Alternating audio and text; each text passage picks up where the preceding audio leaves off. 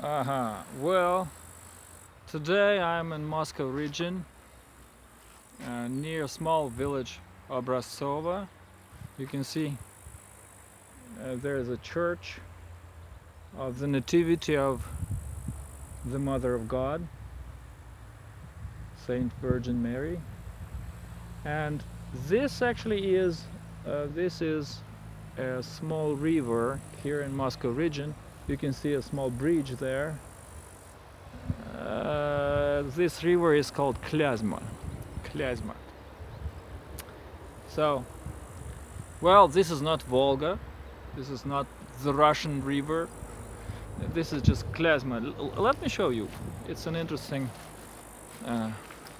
interesting image.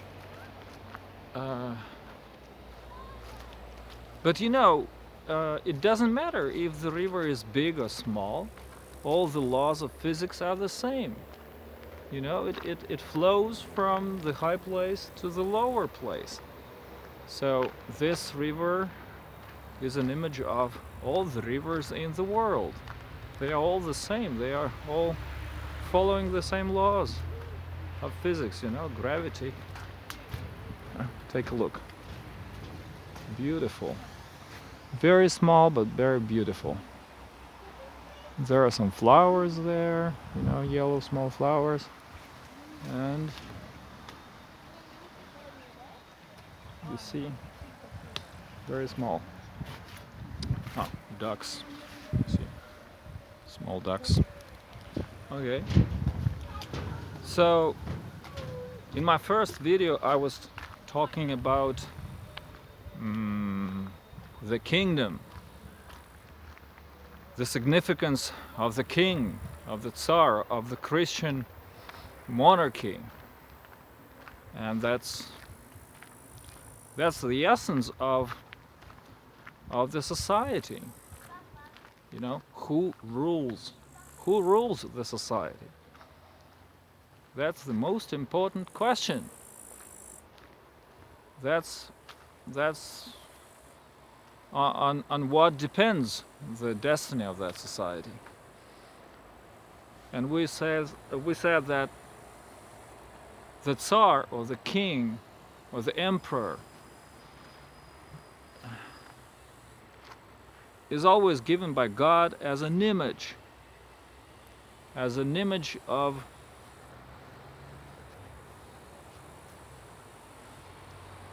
a Christian, of a man of prayer, of a man who rules in the fear of God.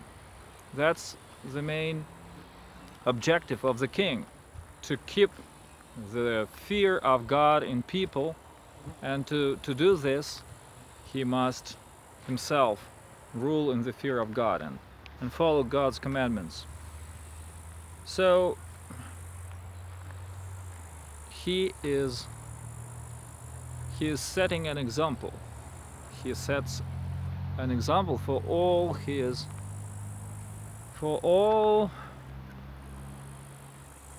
the people in his kingdom. And he's like an image, like an icon of what a man must be. Very difficult to get rid of these flies here. It's summer. Well, in winter we don't have flies. We have white flies, falling down. In Russia. Oh, take a look. This is a beautiful flower. Beautiful plant.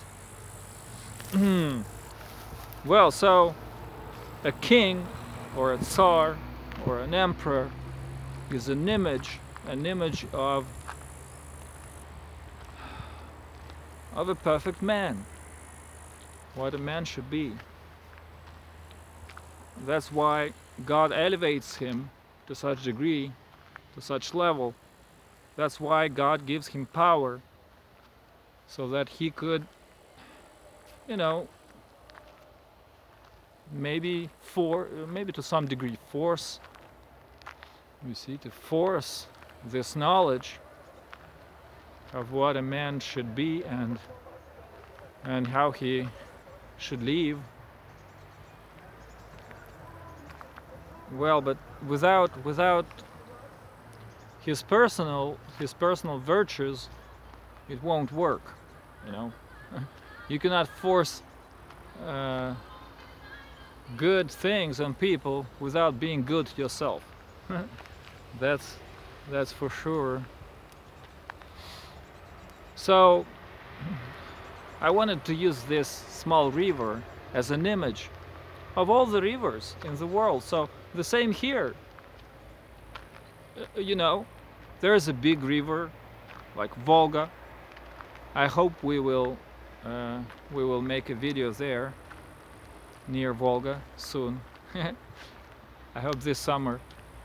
But you see, there are big people like kings or high officials or knights, counts, dukes, and so on, people who are close to the king. And there are people who are very far from the king, and they are small, like small people. They have little authority, they influence just their families, but all the laws are the same, like as small rivers are flowing down, according to the same laws of physics, just as big rivers. So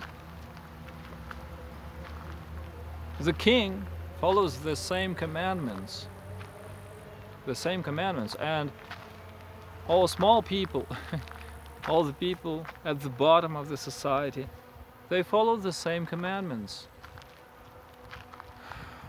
of our Lord Jesus Christ. And the king must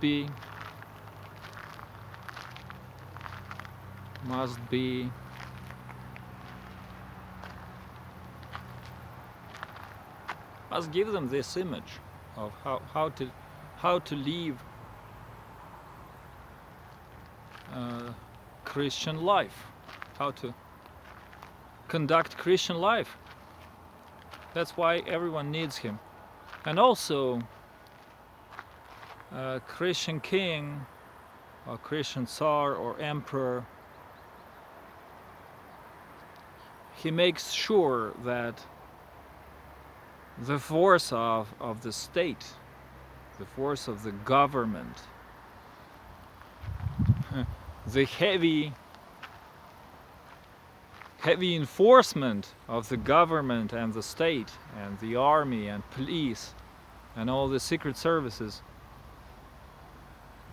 that all these powers do not violate the laws of the Lord, that they do not force false laws, like today in Western countries we have these laws that a man can marry a man and have a marriage certificate. So they kind of put an equal sign between my beloved wife, you see, and some pervert, Whoa. No, this is not right. So his job is to look after this, and to make sure that the state does not force people or does not allow people to violate the laws of the Lord. And that helps a lot of people. Many people cannot. Many people cannot, in a sense, many people are unable to swim against the flow. They can follow someone, but many people need this this support, this help from the society, from the government, from the law enforcement. They need it. They don't have inner strength to do what is good. They need some outer some outer enforcement. Well, like King David said, in the morning I killed all the sinners. In order to, in order to destroy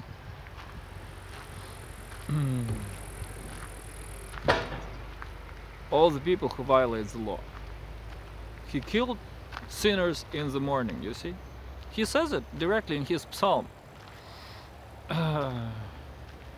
One of the heavy burdens of a king is to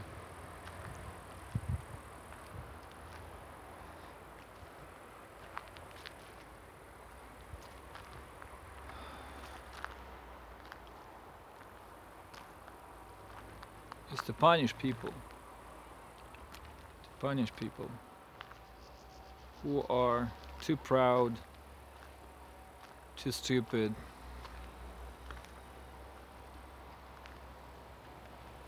too arrogant. But in our days, when we are ready to see the Antichrist,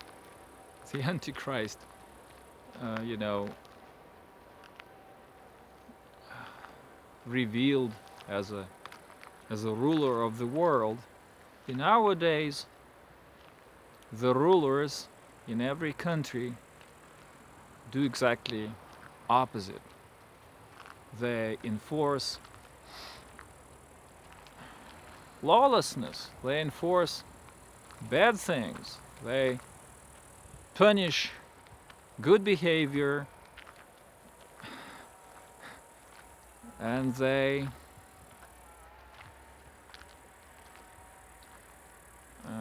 help those who do bad things. So we have to choose. What do we want? Do we want to be slaves of the Antichrist?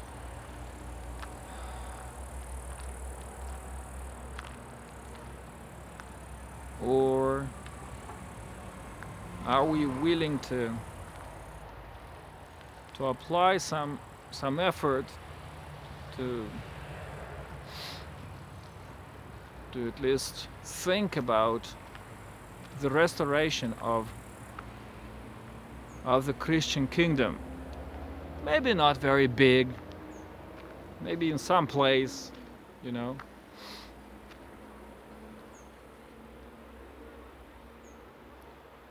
Of course, you may say that, in the time of the Antichrist, everyone must be ready to die. Just die. If you are Christian, die and that's all. But there is more to it, and we will talk about it later. There is one more thing that the Christian king could do at the end times against the Antichrist. And that's a very important thing, I think. I want you to think about it, but I will talk about it in the next video.